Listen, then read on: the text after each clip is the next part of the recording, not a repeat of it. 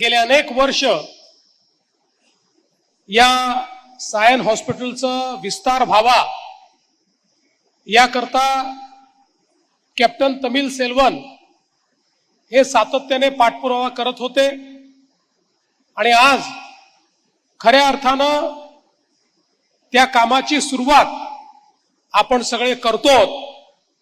केवळ सायनच नाही तर मुंबईच्या विविध भागातील नागरिकांकरता हे हॉस्पिटल एक अत्यंत महत्त्वाचं हॉस्पिटल असणार आहे।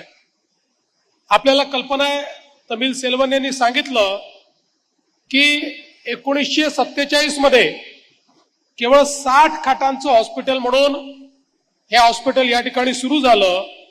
आज जवळपास 1900 खाटा या ठिकाणी आहेत आणि एक मल्टी स्पेशालिटी हॉस्पिटल म्हणून या हॉस्पिटलकडे पाहिलं जात आहे।